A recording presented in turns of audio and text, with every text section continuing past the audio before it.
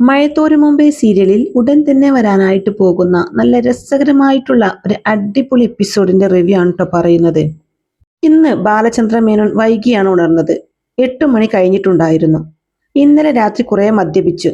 ഹൃദയം നിന്നു പോകുമെങ്കിൽ പൊയ്ക്കോട്ടെ എന്ന് കരുതി 2-3 പെഗ് കൂടുതൽ കഴിച്ചു. എണീറ്റ് പാടെ ബുദ്ധി മന്ദിച്ച പോലെ കിടക്കയിൽ തന്നെ ഇരുന്നു. 10 മണിക്ക് കൊല്ലപ്പള്ളിയിലേക്ക് എത്തേണ്ടതാണ്. ഒരു ഉൾപ്പേടി.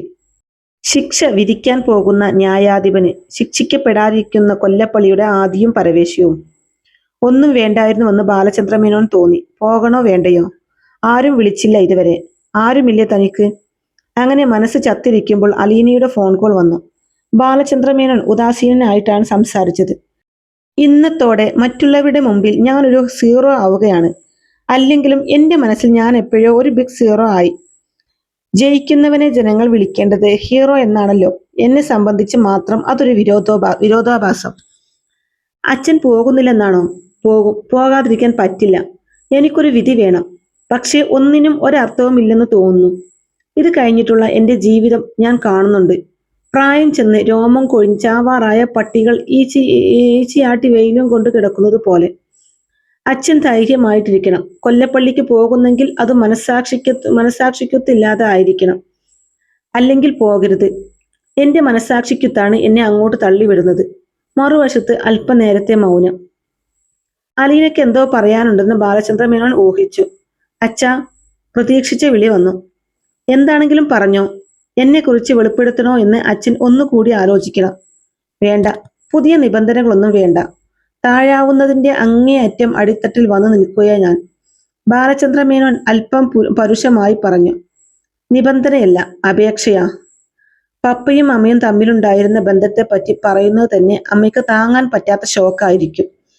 തോറ്റു തകർന്ന് നിലത്തു വീണു കിടക്കുന്നയാളെ പിന്നെ നീ ഫോൺ വെച്ചിട്ട് പോ. അല്ലെങ്കിലും എനിക്കറിയാം ജയന്തിക്ക് എന്ത് സംഭവിക്കും എന്നതിലാണ് എല്ലാവർക്കും ഉത്കണ്ഠ. നിങ്ങൾ അമ്മയും മക്കളും ചർച്ചക്കാരും ഒരു പക്ഷം, എതിർപക്ഷത്ത് ഞാൻ ഒറ്റയാൻ. നടക്കട്ടെ. അലീനയുടെ മറുപടിക്ക് കാക്കാതെ ബാലചന്ദ്രൻ ഫോൺ സ്വിച്ച് ഓഫ് ചെയ്തു വെച്ചു. ഇനി ആരും വിളിക്കണ്ട. വൈജയന്തിയും മക്കളും കൂടി വന്നു ചേർന്നതോടെ കൈതക്കൽ മാളിക വീട്ടിൽ അതിഥികളുടെ എണ്ണം പൂർത്തിയായി. മുറികളിലും ഹാളിലും ബാൽക്കണിയിലും എല്ലാം ആളുകൾ സംസാരിച്ചു കൊണ്ടിരുന്നു. മുറ്റത്ത് 4-5 കാറുകൾ. എന്തിനാണ് തങ്ങളെ വിളിച്ചു വരുത്തിയതെന്ന് മാത്രം ആർക്കും അറിയില്ല. ഗംഗാധര മേനോനോടും ശിവശങ്കര മേനോനോടും ചിലർ ചോദിക്കുന്നുണ്ട്, എന്തിനാണ് ഇത്ര അടിയന്തരമായ ഒരു യോഗം കൂടൽ? വരട്ടെ, പറയാമെന്നാണ് ജ്യേഷ്ഠന്റെയും അഞ്ചന്റെയും മറുപടി. ഒരാൾ കൂടി വന്നു ചേരാനുണ്ട്. ചില കുശുകുശുപ്പുകൾ അങ്ങ് നടക്കുന്നുണ്ട്. സൗദാമിനി അമ്മയ്ക്ക് വലിയ സന്തോഷമായിരുന്നു. ഒരുപാട് നാളായി എല്ലാവരെയും ഒന്നിച്ചു കണ്ടിട്ട്. വൈജയന്തി എല്ലാവരോടും കുശലം ചോദിച്ചും സംസാരിച്ചും എല്ലായിടത്തും ചുറ്റിത്തിരിഞ്ഞു. 10 മണി കഴിഞ്ഞ് 3 മിനിറ്റ് ആയപ്പോൾ ബാലചന്ദ്ര മേനോന്റെ കാർ എത്തി. ഗോവർദ്ധനാണ് ഡ്രൈവ് ചെയ്തിരുന്നത്. ബാലചന്ദ്ര മേനോൻ ഇറങ്ങിയ ഉടൻ ഗോവർദ്ധൻ കാർ തിരിച്ചിട്ടു. ബാലചന്ദ്ര മേനോൻ സിറ്റൗട്ടിലേക്ക് കയറിയപ്പോൾ മനുശങ്കർ ഇറങ്ങി വന്ന് സ്വീകരിച്ചു. മനുശങ്കറോടൊപ്പം ബാലചന്ദ്ര മേനോൻ ഹാളിലേക്ക് കയറി ചെല്ലുന്നത് കണ്ട് വൈജയന്തി ഒന്ന് പുകച്ചു. തുടർന്ന് മൊബൈൽ ഫോണുമായി ടെറസിലേക്ക് പോയ മനുശങ്കർ പെട്ടെന്ന് തന്നെ തിരിച്ചു വന്നു. ബബിത അവന്റെ മുഖത്തേക്ക് ഉദ്യോഗത്തോടെ നോക്കി. അലീനയായിരുന്നു. അവൻ പറഞ്ഞു, ഇവിടെ എന്താണെന്ന് അറിയാൻ വേണ്ടിയാ. ബബിത പ്രകമ്പിതയായിരിക്കുകയാണ്. കൂടെ കൂടെ നഖം കടിക്കുന്നുണ്ട്. ഇടയ്ക്ക് ഓരോ ദീർഘനിശ്വാസം. എനിക്ക് വയ്യ ഇത്രയും ടെൻഷൻ താങ്ങാൻ, അവൾ ഞെളിപിരി കൊണ്ടിട്ടെന്ന പോലെ പറഞ്ഞു. രോഹിത് ഇടയ്ക്കിടെ ഹാളിൽ പോയി നോക്കുകയും തിരിച്ചു വരികയും ചെയ്യുന്നുണ്ട്. അവിടെ എല്ലാവർക്കും ചായ കൊടുക്കുക, അവൻ പറഞ്ഞു. അമ്മ എന്ത് ചെയ്യുന്നു? ബബിത ചോദിച്ചു. അമ്മ അല്പം പിൻവലിഞ്ഞു നിൽക്കുക. അമ്മയ്ക്ക് എന്തോ പന്തികേട് തോന്നിയിട്ടുണ്ട്. അച്ഛനെ കൂടി കണ്ടതുകൊണ്ടായിരിക്കും. മനുശങ്കറിന്റെ മുറിയിലാണ് 3 പേരും. രോഹിത് വീണ്ടും പുറത്തേക്ക് പോയി. 2-3 മിനിറ്റ് കഴിഞ്ഞപ്പോൾ തിരിച്ചു വന്നു. എല്ലാവരെയും വിളിക്കുന്നു, അങ്ങോട്ട് ചെല്ലാൻ. അവൻ ഉദ്യോഗഭരിതനായി. ഈശ്വര, ബബിത നെഞ്ചിൽ കൈവച്ചു. അവർ ഹാളിലേക്ക് ചെന്നു. അപ്പോഴേക്കും അതിഥികളിൽ മിക്കവാറും ഹാളിലെ കസാരകളിലും സോഫയിലും മറ്റുമായി ഇരിപ്പുറപ്പിച്ചു കഴിഞ്ഞു. ഡൈനിങ് റൂമിലെയും സിറ്റൗട്ടിലെയും കസാരകൾ കൂടി ഹാളിലേക്ക് എടുത്തിട്ടുണ്ട്. എന്നിട്ടും കമലയ്ക്കും ബബിതയ്ക്കും രഞ്ജിനിക്കും കൃഷ്ണജയ്ക്കും ഒന്നും ഇരിക്കാൻ ഇരിപ്പിടമുണ്ടായിരുന്നില്ല. വൈജയന്തിക്കു വേണ്ടി ഒരു കസേര ഒഴിച്ചിട്ടിരിക്കുന്നു. അതിന് സമീപം ചെന്ന് ചുമരിൽ ചാരി ബബിത നിലകൊണ്ടു. മനുശങ്കറും രോഹിത്തും ഹരിശങ്കറും എല്ലാം ജനൽപ്പടിയിൽ ഇരുന്നു. കോട്ടഗിരിയിൽ നിന്ന് വന്ന മാലതി സോഫയിൽ ഞെരുങ്ങിയൊന്ന് ഇടിയുണ്ടാക്കി. കമലയെ കൂടി ഇരിക്കാൻ വിളിച്ചു. കമല കണ്ണടച്ച് കാണിച്ചു. വൈജയന്തി ഊണുമുറിയുടെ വാതിൽക്കൽ കമലയുടെ സമീപം നിൽക്കുകയായിരുന്നു. ശിവേട്ടൻ അമ്മയെ കൂടി വിളിച്ച് ഇവിടെ ഇരുത്തണം, ബാലചന്ദ്ര മേനോൻ പറഞ്ഞു. ശിവശങ്കര മേനോൻ കണ്ണു കാണിച്ചപ്പോൾ മനുശങ്കറും രോഹിത്തും കൂടി പോയി സൗദാമിനി അമ്മയെ താങ്ങി പിടിച്ചു കൊണ്ടുവന്നു. രഞ്ജിനി എവിടെ നിന്നോ ഒരു പ്ലാസ്റ്റിക് കസേര എടുത്തു കൊണ്ടുവന്നു അതിൽ സൗദാമിനി അമ്മയെ ഇരുത്തി. ജയന്തി എന്താ മാറി നിൽക്കുന്നത്? ഇവിടെ വന്നിരിക്കെ, ഗംഗാധര മേനോൻ പറഞ്ഞു. ഞാൻ ഇവിടെ നിന്നാലെന്താ? വൈജയന്തി ചോദിച്ചു. അത് പറ്റില്ല, ആ വാതിലടയ്ക്കണം. വൈജയന്തി വാതിൽ കിടന്ന് അകത്തേ കയറി. ആ കസേരയിലോട്ടിരിക്കെ. ഞാൻ ഇവിടെ നിന്നോളാം, എനിക്കതാ സൗകര്യം. ബബിതയുടെ സമീപം വൈജയന്തി നിലയുറപ്പിച്ചു. ബാലേട്ടനെതിരെ താൻ ഫാമിലി ക്വാർട്ടേഴ്സിൽ നടത്തിക്കൊണ്ടിരുന്ന വിവാഹമോചന കേസായിരിക്കും ഈ യോഗത്തിലെ പ്രധാന ചർച്ചാ വിഷയമെന്ന് വൈജയന്തി ഇതിനകം ഊഹിച്ചെടുത്തു കഴിഞ്ഞിരുന്നു. പക്ഷേ എന്തിനാണ് അടുത്ത ബന്ധുക്കളെ എല്ലാം വിളിച്ചു കൂട്ടിയിരിക്കുന്നതെന്ന് മാത്രം അവൾക്ക് മനസ്സിലായില്ല. ഒരു പക്ഷേ കേസ് ഇവിടെ വെച്ച് തന്നെ ഒത്തുതീർപ്പാക്കാനായിരിക്കുമെന്ന് തോന്നി. കേസ് പിൻവലിക്കാൻ തന്റെ മേൽ കടുത്ത സമ്മർദ്ദം ഉണ്ടായേക്കാം. രംഗേട്ടന്റെ ഉത്സാഹത്തിലായിരിക്കാം ഈ കാര്യങ്ങളെല്ലാം നടന്നുകൊണ്ടിരിക്കുന്നതെന്നും വൈജയന്തി വിചാരിച്ചു. സകലതിനെയും പ്രതിരോധിക്കാനെന്ന പോലെ വൈജയന്തി മാറിൽ കൈകെട്ടി ഭിത്തിയിലേക്ക് പുറം ചാരി നിന്നു. വൈജയന്തിയുടെ കസേര ഒഴിഞ്ഞു തന്നെ കിടന്നു. ചെറിയ മഴച്ചാറ്റിലുള്ളത് കണ്ണാടി തിരാലുകളിലൂടെ കാണാമായിരുന്നു. ഇതെന്തിനാണ് ഇവിടെ എല്ലാവരെയും വിളിച്ചു കൂട്ടിയതെന്ന് ഇതുവരെ ആരും പറഞ്ഞില്ല?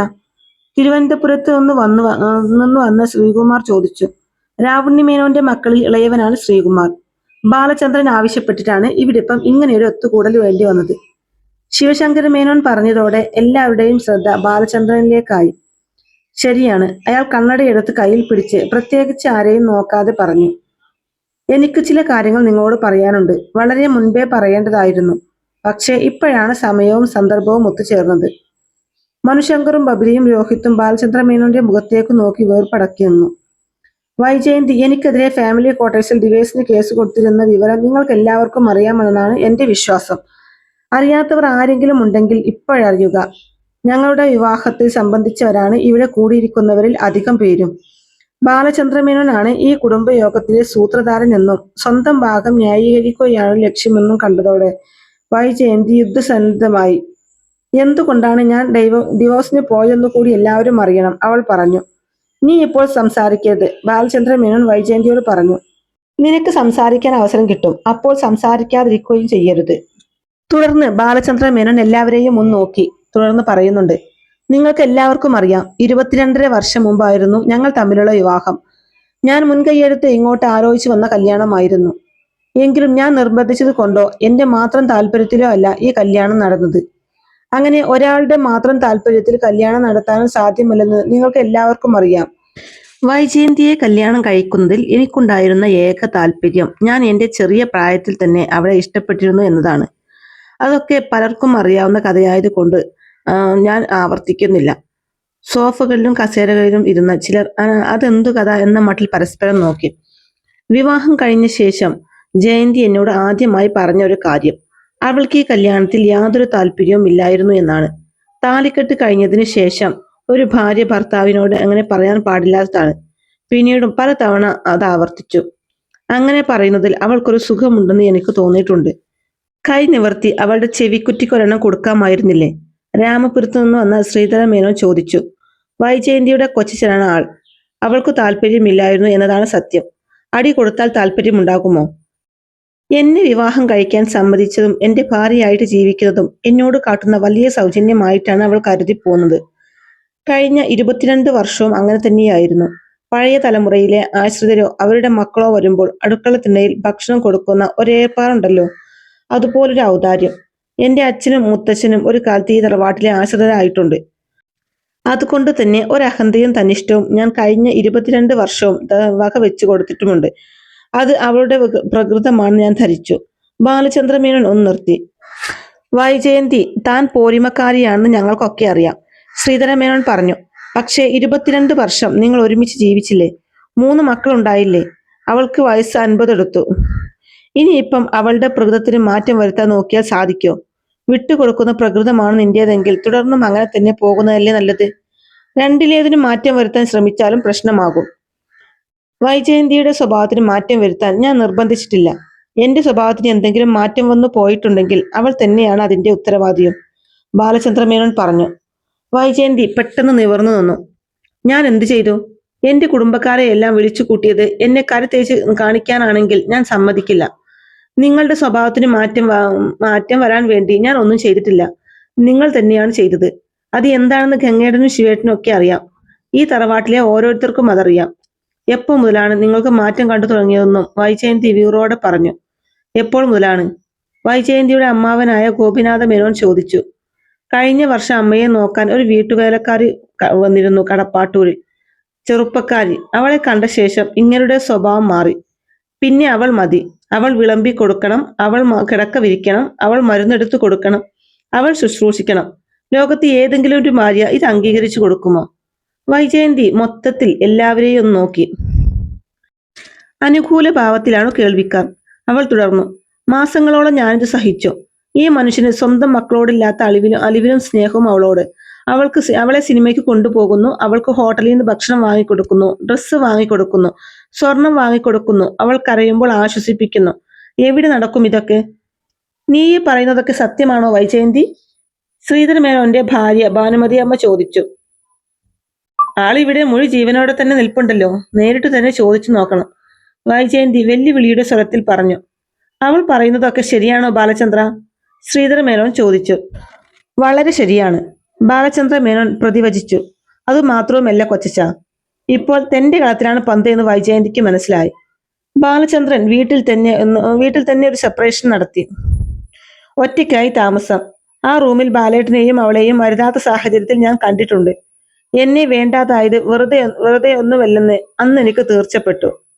അവളെ ഇനിയും ഈ വീട്ടിൽ വെച്ചു പൊറുപ്പിക്കാൻ പറ്റില്ലെന്ന് ഞാൻ തീർത്തു പറഞ്ഞു. പക്ഷേ ബാലേട്ടൻ അവളെ പറഞ്ഞയക്കാൻ തയ്യാറായില്ല. അപ്പോഴേ ഞാൻ തീരുമാനിച്ചു, രണ്ടിലൊരാൾ മതി ഇനി. ഒന്നുകിൽ ഞാൻ, അല്ലെങ്കിൽ അവൾ. ബാലേട്ടന് അവൾ മതിയെന്ന് പറഞ്ഞു. അതാണ് ഞാൻ ആ വീട്ടിൽ നിന്ന് ഇറങ്ങിപ്പോന്ന സാഹചര്യം. ഏതു ഭാര്യക്കാണ് ഇതൊക്കെ സഹിക്കാൻ കഴിയുക? ഇതിലെവിടെയാണ് ന്യായം? എനിക്ക് അങ്ങനെ ഒരു ഭർത്താവിനെ വേണ്ട. അതുകൊണ്ടാണ് ഞാൻ പിരിയാൻ തീരുമാനിച്ചതും ഫാമിലി ക്വാർട്ടേഴ്സ് ഡിവോഴ്സിന് പോയതും. വൈജയന്തി തന്റെ ഭാഗം ഭംഗിയാക്കിയെന്ന് സംതൃപ്തിയോടെ നിർത്തി. ഇതിലെന്തെങ്കിലും വാസ്തവമുണ്ടോ ബാലചന്ദ്ര എന്ന് ഗോപിനാഥ് മേനോൻ ചോദിച്ചപ്പോൾ വാസ്തവം തന്നെയാണെന്ന് മറുപടി പറഞ്ഞു ബാലചന്ദ്ര മേനോൻ. പക്ഷെ അരുതാത്ത സാഹചര്യത്തിൽ കണ്ടു എന്ന് പറഞ്ഞത് കടന്നുപോയി. ഇപ്പോഴിവിടെയുള്ളവർ ഇതിനകം പല രംഗങ്ങളും സങ്കല്പിച്ചു കഴിഞ്ഞിരിക്കും. അതിനാൽ ആ ഭാഗം ഒന്ന് ക്ലാരിഫൈ ചെയ്യണം. അരുതാത്ത സാഹചര്യം എന്ന് പറഞ്ഞത് കെട്ടിപ്പിടിച്ചു നിൽക്കുന്നത് കണ്ടു എന്ന അർത്ഥത്തിലാണ്. വൈജയന്തി പറഞ്ഞു. ചേർത്തു പിടിച്ചു എന്ന് പറഞ്ഞാൽ മതി, അതിനപ്പുറത്തേക്ക് പോകണ്ട. ബാലചന്ദ്ര മേനോന്റെ സ്വരം കടുത്തു. വേലക്കാരിയെ ചേർത്തു പിടിക്കാനും തഴുകാനും നിൽക്കേണ്ടവനാണോ കുടുംബനാഥൻ? വൈജയന്തിയുടെ ഒച്ചയും ഉയർന്നു. ഒരു വേലക്കാരിയോട് അങ്ങനെ ഒരടുപ്പം പാടില്ലാത്തതാണ്. അങ്ങനെ സംഭവിച്ചു പോയി. അത് എന്റെ കുറ്റം. വൈജയന്തി ഇവിടെ പറഞ്ഞ എല്ലാ കുറ്റങ്ങളും ഞാൻ ഏൽക്കുന്നു. ഗംഗാധര മേനോൻ ശിവശങ്കര മേനോനും ഒന്നും കാണുന്നില്ല, കേൾക്കുന്നതേ ഉള്ളൂ. മുഖം കുനിച്ചാണ് ഇരിപ്പ്. ഇടിമുഴക്കം വരാൻ പോകുന്നതേ ഉള്ളൂ എന്ന് അവർക്കറിയാം. ബാലചന്ദ്രന്റെ മുഖത്തെ ഭയാനകമായ ശാന്തതയിലേക്കും കടുത്ത ആത്മനിയന്ത്രണത്തോടെ പറയുന്ന വാക്കുകളിലേക്കും കണ്ണു നട്ടിരിക്കുകയാണ് മാലതി മേനോൻ. വൈജയന്തി തർക്കിക്കുമ്പോഴെല്ലാം ബബിത അമ്മയുടെ കൈ പിടിച്ചമർത്തി അരുതെന്ന് വിലക്കാൻ ശ്രമിക്കുന്നുണ്ടായിരുന്നു. അമ്മ എത്ര കണ്ട് രോഷാകുലയാകുന്നോ അത്ര കണ്ട് വീഴ്ചയും ഭയങ്കരമായിരിക്കുമെന്ന് അവൾക്കറിയാം. അപ്പോൾ ഭർത്താവിൽ നിന്ന് ഇത്രയും വിശ്വസ്തത ഡിമാൻഡ് ചെയ്യുന്ന ഭാര്യയ്ക്ക് മിനിമം സത്യസന്ധതയെങ്കിലും അയാളോട് തിരിച്ചു വേണ്ടേ? ബാലചന്ദ്ര മേനോൻ ഹാളിൽ കൂടിയിരുന്നവരോടായി ചോദിച്ചു. കൊടുങ്കാറ്റടിക്കാൻ സമയമായെന്ന് മനുശങ്കറിന് മനസ്സിലായി. വൈജയന്തിക്കു മാത്രം പോരാ, പാരമ്പര്യവും അന്തസ്സും ആഭിജാത്യവും ഒക്കെ ഇതിനകം ഒരുപാട് കൊട്ടിഘോഷിച്ച കൈതക്കൽ തറവാട്ടുകാർക്കും വേണം അല്പം സത്യസന്ധത. ബാലചന്ദ്ര മേനോന്റെ സ്വരത്തിന് മൂർച്ചയേറി. ശ്രീധര മേനോൻ അടക്കം കൈതക്കൽ തറവാട്ടിലെ ആളുകൾക്ക് ആ പ്രസ്താവം തീരെ പിടിച്ചില്ല. അവർ ഗംഗാധര മേനോനെയും ശിവശങ്കര മേനോനെയും നോക്കി. അവരാണ് മറുപടി പറയേണ്ടത്. പക്ഷെ അവർ തല ഉയർത്തുകയോ ആരെയെങ്കിലും നോക്കുകയോ ചെയ്യുന്നില്ല. കൈതക്കൽ തറവാട്ടുകാർ എന്തു പിഴച്ചു? ശ്രീധര മേനോന്റെ അനുജൻ അരവിന്ദാക്ഷൻ ചോദിച്ചു. ബാലചന്ദ്ര മേനോൻ എഴുന്നേറ്റു. ഹാളിലുള്ളവരെയെല്ലാം നോക്കി. അടുത്ത നിമിഷം അയാൾ ചോദിച്ചു. ഈ നിൽക്കുന്ന വൈജയന്തി 22 വർഷം മുമ്പ് നിങ്ങളെല്ലാവരും ചേർന്ന് അനുഗ്രഹിച്ച് എന്റെ ഭാര്യയായി വാഴിച്ച സ്ത്രീ. വിവാഹത്തിനു മുമ്പ് ഒരു കുഞ്ഞിനെ പ്രസവിച്ചവളാണെന്ന് കൈതക്കൽ മാളിക വീട്ടിൽ എത്ര പേർക്കറിയും? വളരെ അടുത്ത്. ഒരു പക്ഷെ തലയ്ക്കുമീതെ തന്നെ ഒരിടി വിട്ടിയെന്ന് വൈജയന്തിക്ക് തോന്നി. അവളുടെ ശിരസിനുള്ളിൽ കരിയും ചാമ്പലും കണ്ണിലിരുട്ടും നിറഞ്ഞു. കമല ഞെട്ടി. തുറിച്ച കണ്ണും പാതി തുറന്ന വായുമായി നിന്നു. തെമ്മാടിത്തരം പറയരുത്. ശ്രീധര മേനോൻ കൈ ചൂണ്ടിക്കൊണ്ട് ചാടി എഴുന്നേറ്റു. നിങ്ങളല്ല പൊട്ടിത്തെറിക്കേണ്ടത്. കാൽ മുട്ടിനടിയിലേക്ക് തലയും കുമ്പിട്ടിരിക്കുന്ന ഈ യോഗ്യന്മാരാണ്. ബാലചന്ദ്ര മേനോൻ വൈജയന്തിയുടെ സഹോദരന്മാരുടെ നേർക്ക് കൈ ചൂണ്ടിക്കൊണ്ട് പറഞ്ഞു. കാരണം ഇവരുടെ പെങ്ങളെക്കുറിച്ചാണ് ഞാൻ പറഞ്ഞത്. അതോടെ ശിവശങ്കര മേനോൻ നിവർന്നു. അയാളുടെ മുഖം വിളറി വെളുത്തിരുന്നു. ഹരിശങ്കർ അന്താളിച്ച് അച്ഛനെ നോക്കി. അച്ഛൻ എന്താണ് മിണ്ടാത്തത്? ഹാളിൽ മുട്ടുസൂചി വീണാൽ പോലും കേൾക്കാവുന്ന നിശബ്ദത. ശ്വാസം കഴിക്കാൻ പോലും മറന്നിരിക്കുകയാണ് എല്ലാവരും. ഈ ഇരിക്കുന്ന ശ്രീകുമാറിനെ അറിയാം സത്യം. ബാലചന്ദ്ര മേനോൻ ശ്രീകുമാറിനെ ചൂണ്ടിക്കൊണ്ട് പറഞ്ഞു. കാരണം 8 മാസം ഗർഭിണിയായിരുന്ന വൈജയന്തിയെ ആഗ്രയിൽ നിന്ന് കൂട്ടിക്കൊണ്ടുവന്ന് മറ്റു ബന്ധുജനങ്ങൾ അറിയാതിരിക്കാൻ രഹസ്യമായി താമസിപ്പിച്ചത് ഇയാളുടെ വീട്ടിലായിരുന്നു. ഇയാളുടെ അച്ഛൻ രാവുണ്ണി മേനോൻ അവർകളാണ് വൈജയന്തിക്കു രഹസ്യ പ്രസവം നടത്താൻ പറ്റിയ ഒരു ഹോസ്പിറ്റൽ നെയ്യാറ്റിൻകരയിൽ പോയി കണ്ടുപിടിച്ചത്. എല്ലാ കണ്ണുകളും ശ്രീകുമാറിന്റെ മേൽ വീണു. അയാൾ അനങ്ങുന്നില്ല. ആർക്കെങ്കിലും ഈ പറയുന്നതിൽ സംശയമുണ്ടെങ്കിൽ എന്റെ നേർക്ക് കൈ ചൂണ്ടുന്നതിന് മുമ്പ് ഇയാളോട് നേരിട്ട് ചോദിച്ച് സംശയ നിവൃത്തി വരുത്തിക്കൊള്ളണം. ബാലചന്ദ്ര മേനോൻ പറഞ്ഞു. ഇവൾ, ഈ നിൽക്കുന്ന പതിവ്രത, 22 വർഷക്കാലം ഭർത്താവുദ്യോഗമെന്ന കരങ്ങു വേഷം കെട്ടിച്ച് എന്നെ സുന്ദരമായി പറ്റിച്ച ഈ മഹതി, ആഗ്രയ്ക്കടുത്ത് സഞ്ജയ് പ്ലേസ് എന്ന സ്ഥലത്ത് ഒരു വാടക വീട്ടിൽ മറ്റൊരു പുരുഷനോടൊപ്പം കിടക്ക പങ്കിട്ടുകൊണ്ട് ഏതാണ്ട് 4 മാസക്കാലം ജീവിച്ചിട്ടുണ്ടെന്ന് പറഞ്ഞാൽ നിങ്ങൾ ആരെങ്കിലും വിശ്വസിക്കുമോ? ഇത്തവണ ആരുടെയും ചെറുവിരൽ പോലും അനങ്ങിയില്ല. ആഗ്രയിലെ സെന്റ് ക്ലെയർ സ്കൂളിൽ ടീച്ചറായിരുന്ന പെങ്ങളെ തേടിയിരിക്കുന്ന ജ്യേഷ്ഠനും അനുജയും കൂടി ചെല്ലുമ്പോൾ ജോലി രാജിവെച്ച് ഒരു പട്ടാളക്കാരന്റെ കൂടെ അവന്റെ കുഞ്ഞിനെ ഗർഭം ധരിച്ച് മാതൃകാ ദാമ്പത്യം നയിക്കുകയായിരുന്നു. അന്തസ്സുള്ള കൈതക്കൽ തറവാട്ടിൽ പിറന്ന ഈ കുലീന സ്ത്രീ. ഈ പട്ടാളക്കാരന്റെ പേര് എന്താണെന്ന് പറയണം മിസ്റ്റർ ഗംഗാധര മേനോൻ. നിങ്ങളുടെ സബോർഡിനേറ്റർ ആയിരുന്നല്ലോ അയാൾ. അപമാനത്തിന്റെ വഴുവഴുപ്പിൽ ചത്തതുപോലെ കിടന്ന ഗംഗാധര മേനോന്റെ നാവ് മറുപടി പറയാൻ പൊന്തിയില്ല. ജ്യേഷ്ഠൻ മേനോനും അനുജൻ മേനോനും നാണമാകുന്നുവെങ്കിൽ ഞാൻ തന്നെ പറയാം. ലഫ്റ്റനന്റ് കേണലായി റിട്ടയർ ചെയ്ത സ്റ്റാൻലി ജോസഫ്. പുനലൂർ കൊട്ടാരമറ്റത്തിൽ ഔതക്കുട്ടി മകൻ സ്റ്റാൻലി ജോസഫ് എന്ന പേരു കേട്ടാൽ അന്യനാളെ മുതൽ ആമാശയത്തിന് അങ്ങേയറ്റം വരെ കൈക്കുമായിരുന്നു ഒരു കാലത്ത് കൈതക്കൽ മാളിക വീട്ടിലെ കുഞ്ഞിരാമൻ മേനോനും ആൺമക്കൾക്കും. സംശയ നിവൃത്തി വരുത്തേണ്ടവർക്ക് അയാളെയും ചെന്നു കാണാം. കുളത്തൂപ്പുഴ എന്ന സ്ഥലത്ത് അയാൾ ഇപ്പോഴും ജീവിച്ചിരിപ്പുണ്ട്. കൃഷ്ണജ ശ്വാസമെടുത്ത് ബബിതയെയും രോഹിത്തിനെയും നോക്കി. പിന്നെ അവളുടെ അമ്മയെയും. സ്റ്റാൻലി പപ്പയെ കുറിച്ച് ഒരിക്കൽ ബബിത പറഞ്ഞപ്പോൾ നമ്മുടെ അമ്മയും ആഗ്രയിലായിരുന്നല്ലോ എന്നും സ്റ്റാൻലി പപ്പ സ്നേഹിച്ച പെണ്ണ് നമ്മുടെ അമ്മയെ എങ്ങാനുമാണോ എന്നും കളി തമാശയായി താൻ ചോദിച്ചതോർത്ത് അവർ കുളിർന്നു വിറച്ചു. ബബിതേച്ചി അമ്മയുടെ മുഖത്തേക്ക് ദയനീയമായി നോക്കിക്കൊണ്ടിരുന്നത് അവൾ കണ്ടു. രോഹിയേട്ടന്റെ നോട്ടം അച്ഛനിലാണ്. മനുവേട്ടൻ ആരുടെയും മുഖത്ത് നോക്കാതെയാണ് നിൽപ്പ്. ഈ സത്യങ്ങളെല്ലാം സമർത്ഥമായി മറച്ചു വെച്ചിട്ടാണ് പ്രതാപശാലിയും മാന്യനുമായ ഈ കൈതക്കൽ കാരണവർ കുഞ്ഞിരാമ മേനോനും യോഗ്യന്മാരായ ആൺമക്കളും കൂടി കാപട്യത്തിൽ പൊതിഞ്ഞ ഈ സ്ത്രീയെ എനിക്ക് കല്യാണം കഴിച്ചു തന്നത്. ബാലചന്ദ്ര മേനോൻ ധാർമ്മിക രോഷമടങ്ങാതെ പറഞ്ഞുകൊണ്ടിരുന്നു.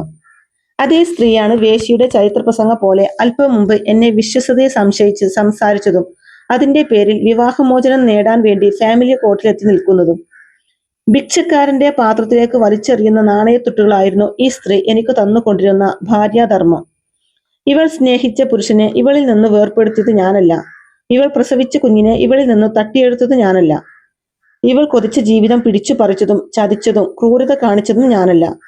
പക്ഷെ അതിന്റെ എല്ലാം ശിക്ഷ അനുഭവിക്കേണ്ടി വന്നവൻ ഞാൻ. ഞാനാണ് നിന്ദിക്കപ്പെട്ടതും അവഹേളിക്കപ്പെട്ടതും.